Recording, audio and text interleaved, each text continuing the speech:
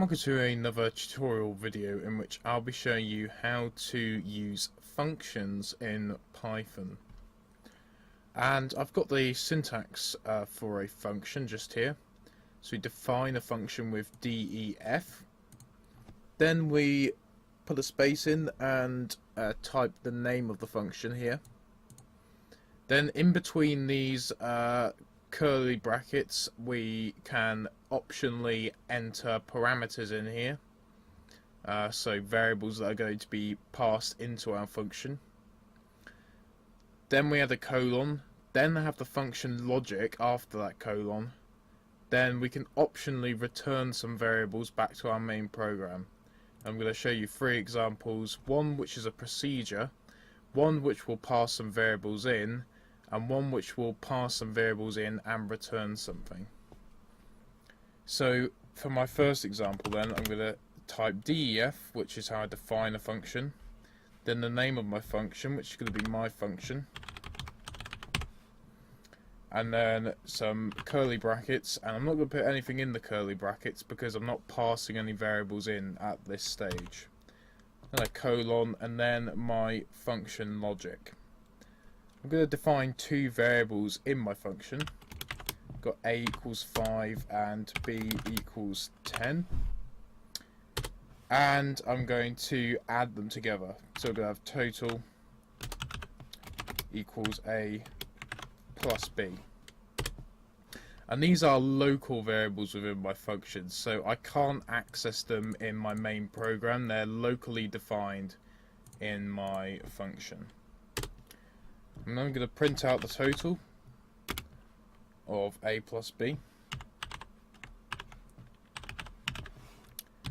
and then if I run this as it is,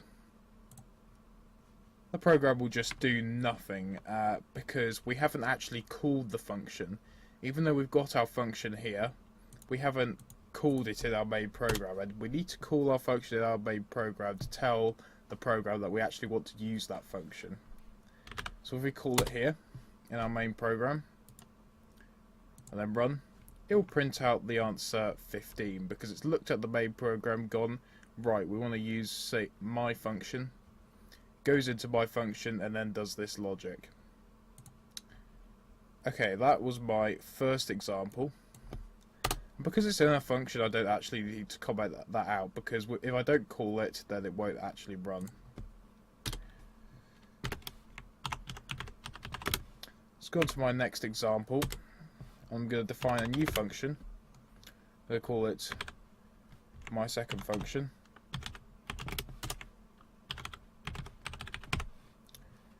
And I'm going to pass in two variables this time. I'm going to pass in a and b. And I need to define a and b in my main program. So I'm going to define them up here. A equals 5 and b equals 10.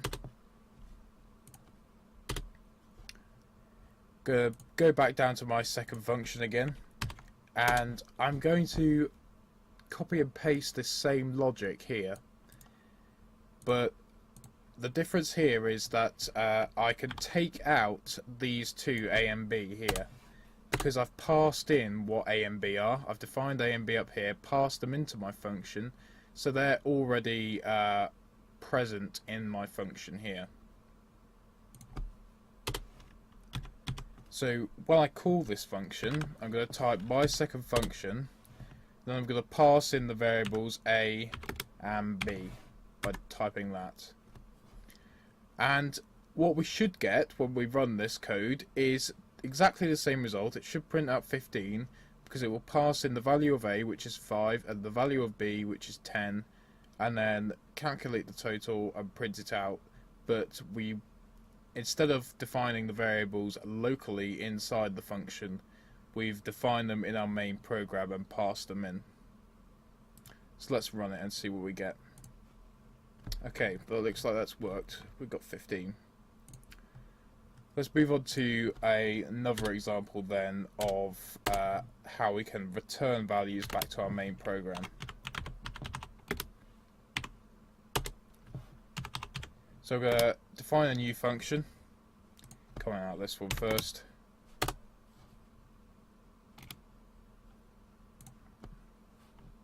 going to call it my third function.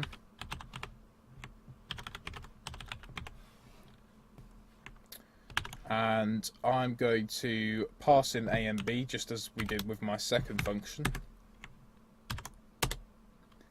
And in the same way, I'm going to print type total equals A plus B. And I'm going to type print string of total. And then what I'm going to do down here is I'm going to show you how we actually don't need this print statement. You would have thought, going by my second function, I would need that print statement in there to output the value of total. But because what I'm going to do now is add in another line here and say return total, I'm actually going to be able to use total in my main program. So I'm going to say total is equal to my third function A, B, and that sets the return value of my third function equal to total. So whatever is returned from my third function is going to be accessible via our variable total here in the main program. Then I could copy and paste this line which prints out the variable total into the main program. And the reason this is going to work is because when we run my third function, which calculates the total of A and B, passes it in the same as my second function, it's going to return back to my main program the value of total, and then I'm going to be able to access it in the main program.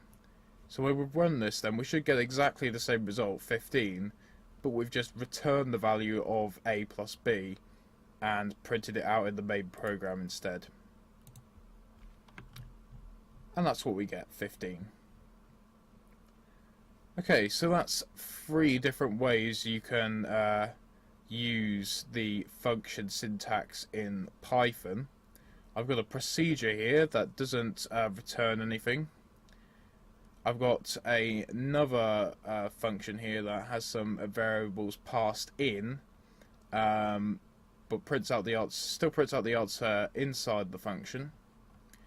And I've got a function here that returns the value and uses it in the main program.